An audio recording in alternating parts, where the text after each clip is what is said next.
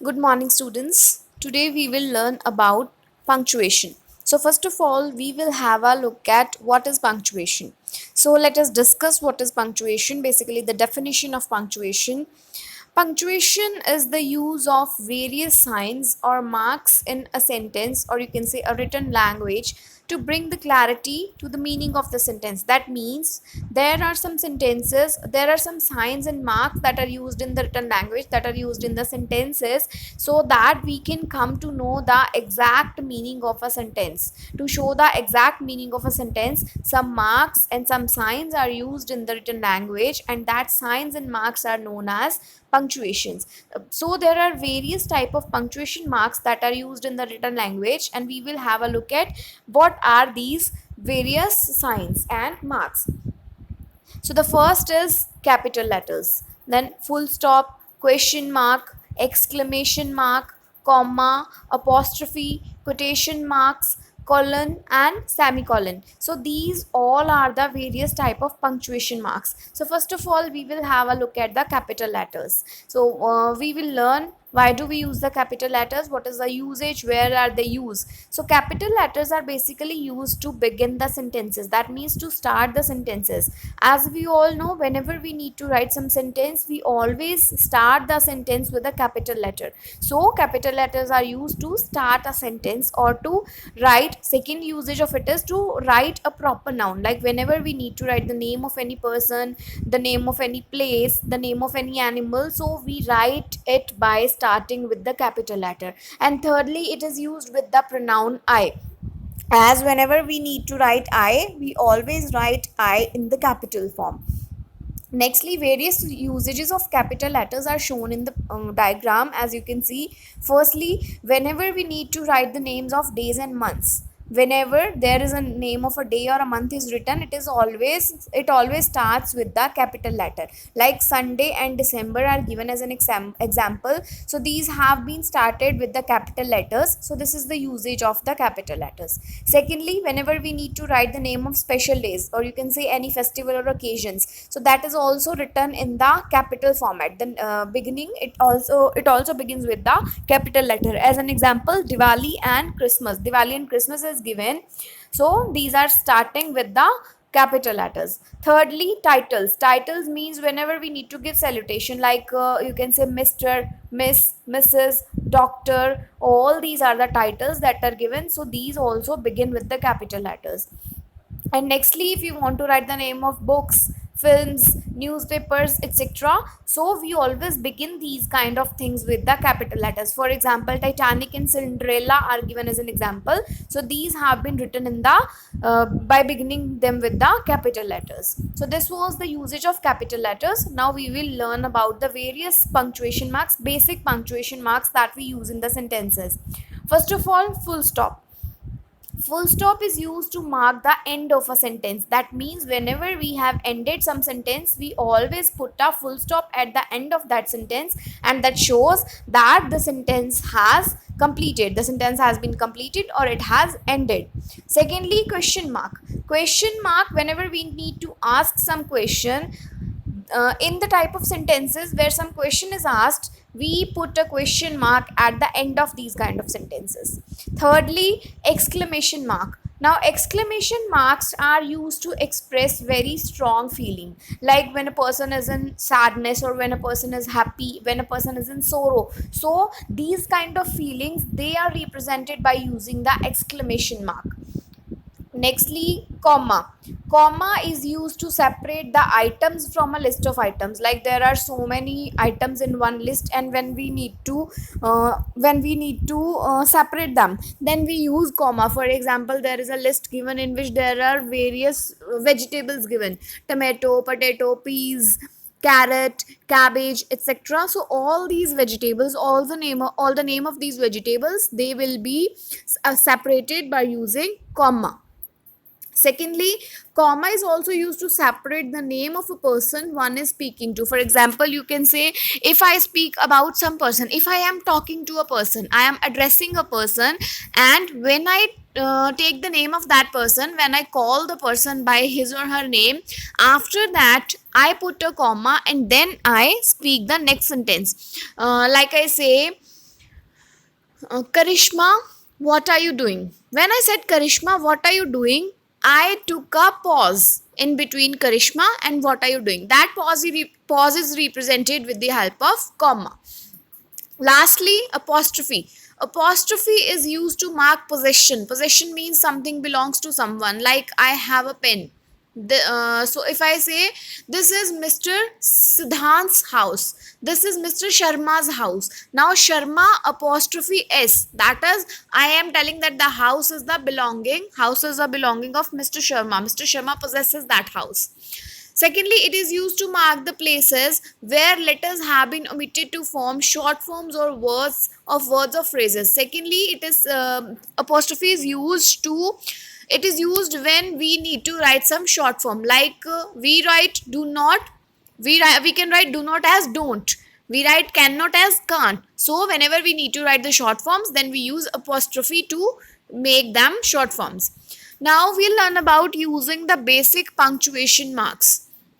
We use the full stop, question mark, or exclamation mark at the end of a sentence. As there some examples are given, like dolphins are intelligent animals, full stop. This is a statement given, so at the end of the statement we have marked a full stop.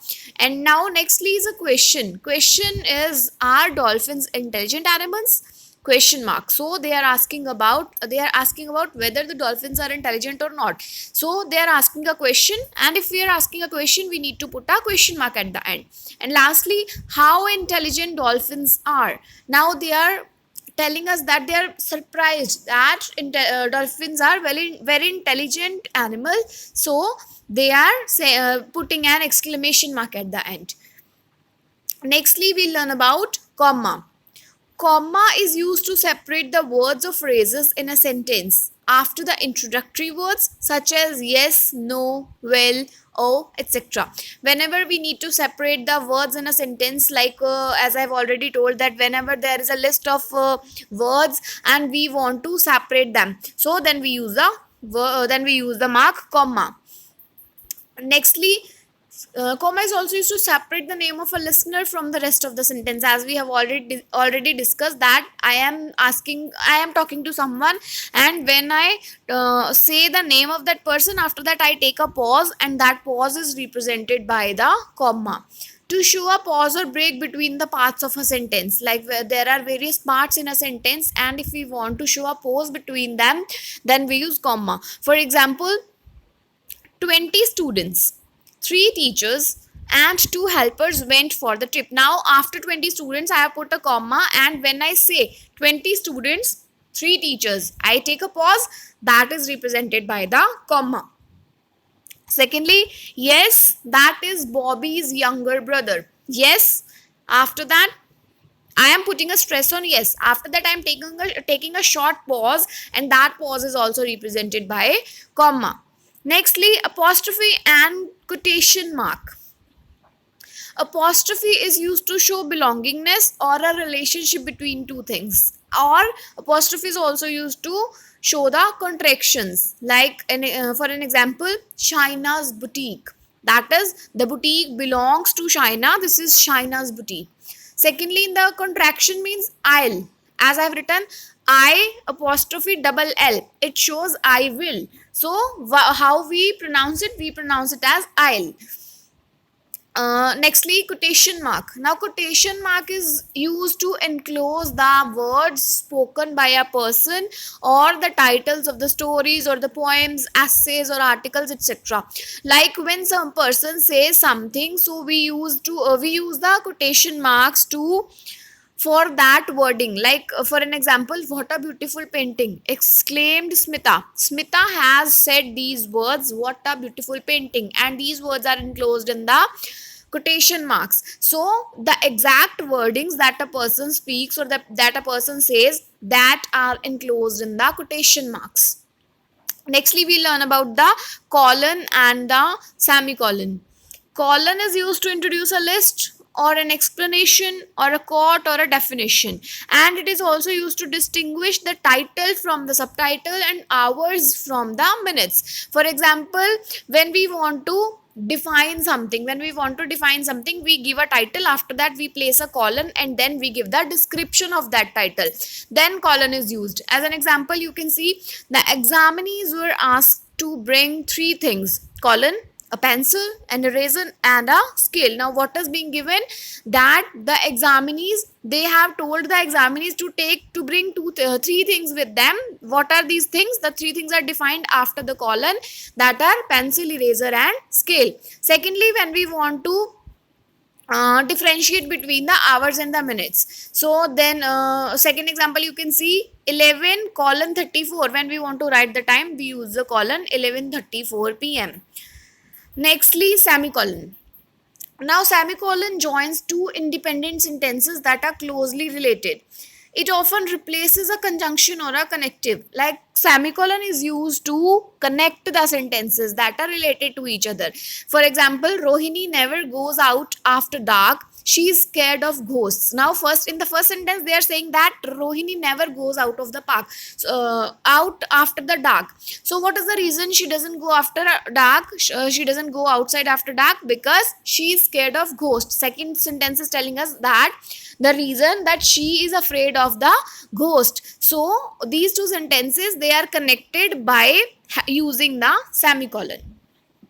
So now we will write the sentences. There are some sentences given to us, and we will write the sentences using the various punctuation marks and the capital letters. The first sentence is, the lion is the king of the forest. Beginning with the capital letter, T would be capital. The lion is the king of the forest, full stop. And lion's L would be capital because lion is the specific name of an animal. Secondly, wow, this painting is so beautiful.